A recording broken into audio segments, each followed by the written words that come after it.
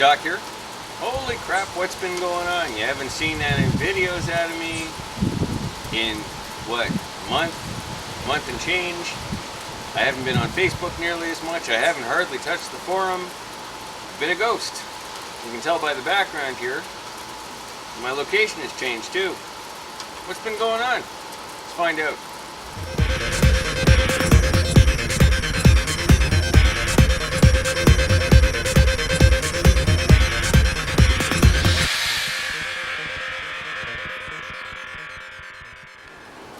Well, yeah, the first thing you notice is the change of scenery around here. Just swivel you around. Yeah, the house definitely looks different, doesn't it? Yep, it is. I moved.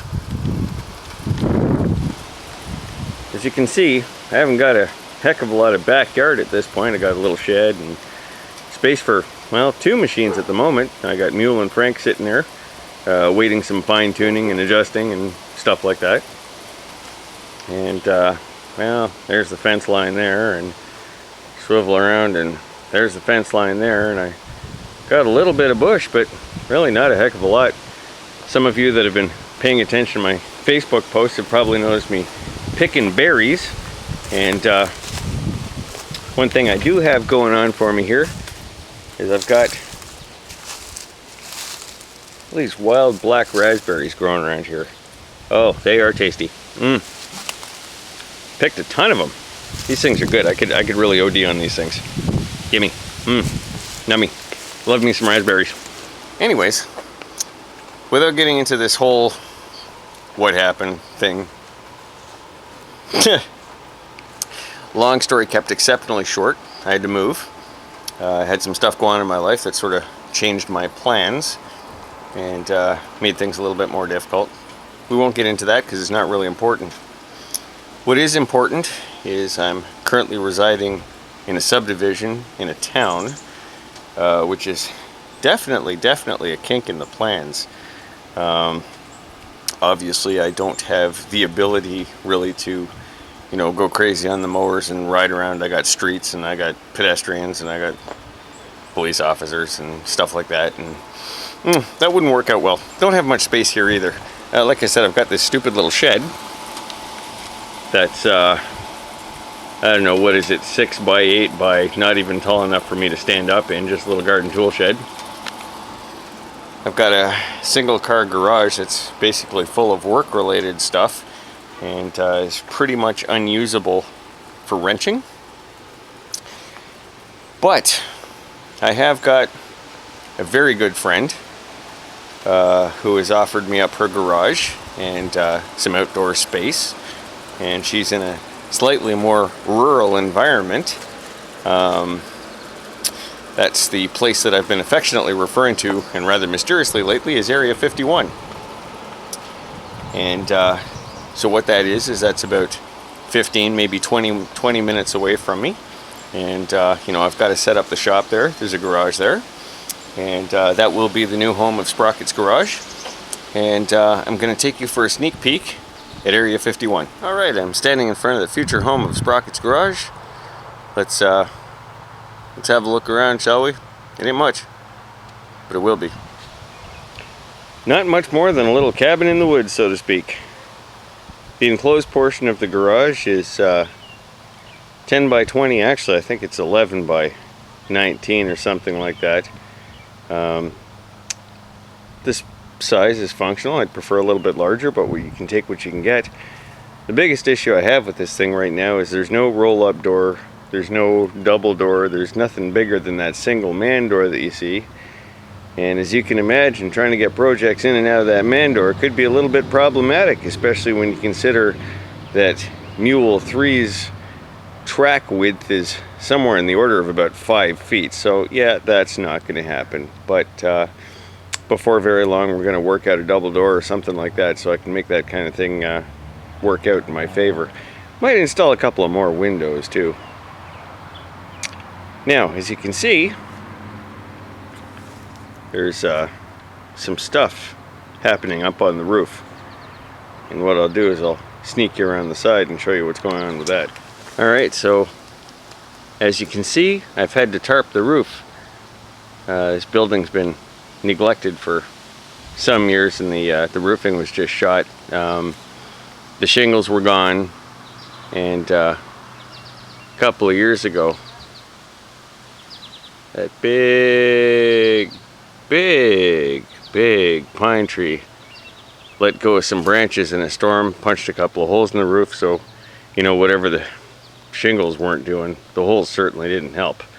So I've tarped the roof temporarily. I'm going to have to repair the holes in the roof and reshingle the whole affair. Yay! So here she is from the side. You can see the enclosed section of the shop up front and then the open section in the back. I'm going to wind up framing a wall in there and putting a door in just to help keep the elements out just a little bit better. Around the very back is mostly just piles of scrub. But fortunately for me, that provides a little bit of camouflage. I've had to clean up some of the scrub, and it, you know, what's alive is going back mighty quickly, and some of that is the broken tree branches and stuff like that. Ultimately, I'm going to have to get rid of it all. For now, kind of helps hide what's really back there. Walking around the side of the shop. Oh, look at that. Good old Mule 2. And the Honda 3813. The Yanmar. The John Deere 180, 185, something like that, that's ultimately going to become a racer. And a whole pile of scrub and brush and debris and stuff that I got to clear out in the worst way. Need some more space back here, folks. That about covers it from the outside.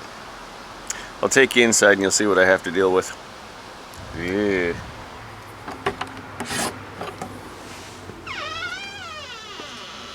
Creak.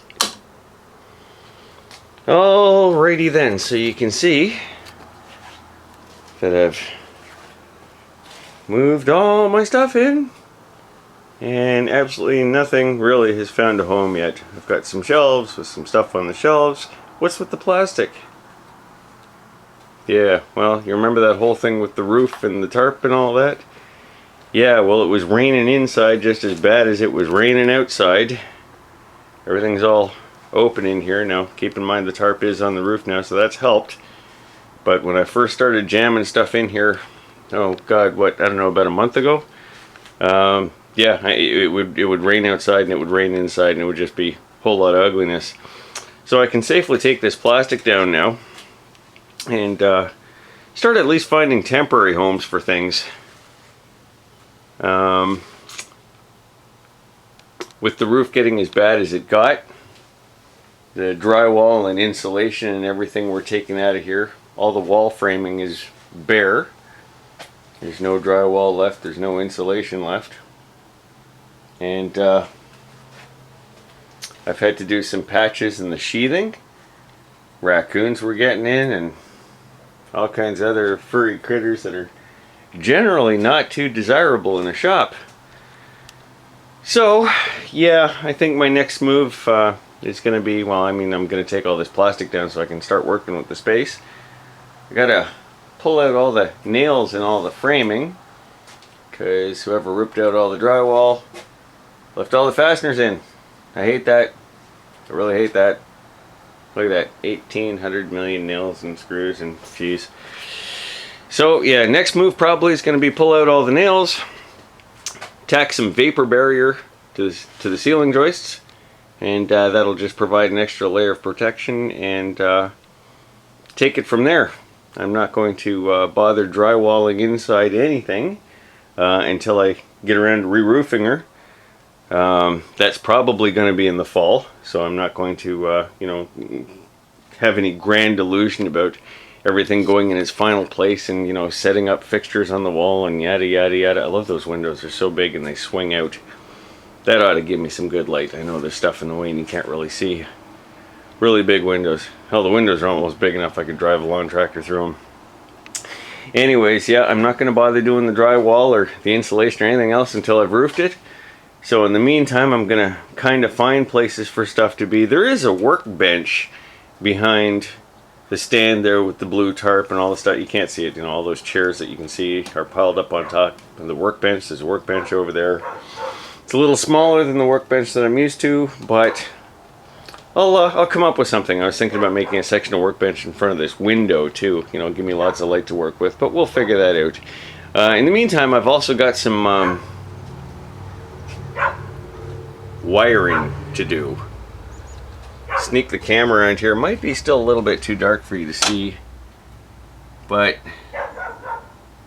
some animals got in here and again chewed up the sheathing and started to chew up the wiring too. I'm kind of really surprised, you know, I didn't find little fried critters on the floor in here, which probably would have made me feel better about the damage they were doing, but hey, what are you gonna do?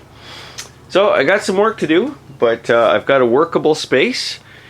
And, oh yeah, this is awesome. Hang on a second, I'm just gonna sneak around the side of the building.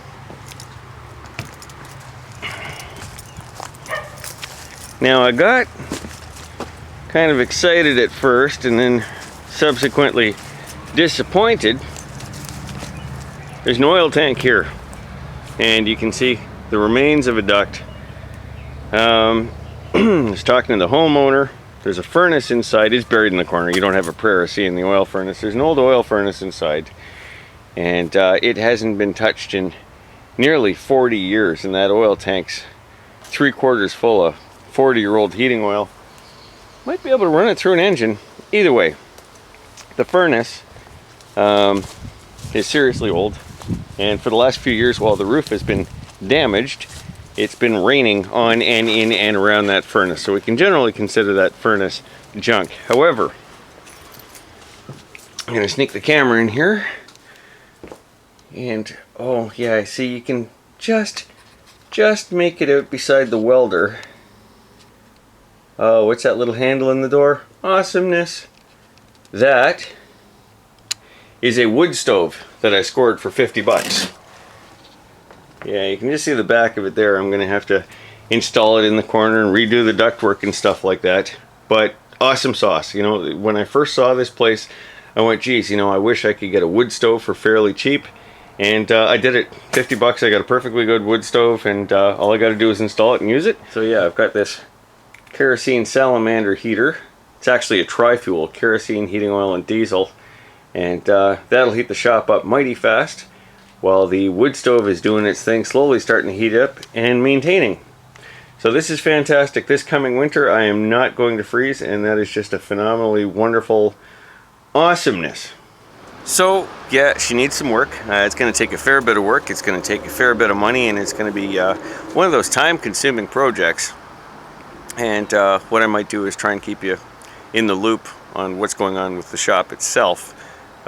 In addition to what's going on with the various projects, I hope to slowly start resuming work on the projects sooner rather than later. Let's see how it goes. Things are settling down just a wee little bit compared to the madness they were, you know, a month ago, and even up until, well, frankly, 2 or 3 days ago. I just finished working 2 weeks straight and the weekend in between with no days off in between. 2 jobs at a time at anywhere between 8 and 12 hours a day. That was just lunacy. So folks, I'd like to thank you once again for watching, sharing, and subscribing to Sprocket's Garage on YouTube. And I invite you to check out the Sprocket's Garage Facebook group. Lots of cool stuff going on there, not just lawn tractors, anything mechanical. And there's some good heads there that'll give you a hand with whatever you need. And we like to look at your projects and, you know, talk about them and share ideas and just generally have a good time. Shop talk, right? So I will try and get another video out to you soon as I start resuming work on these projects. Until next time, take care of yourself.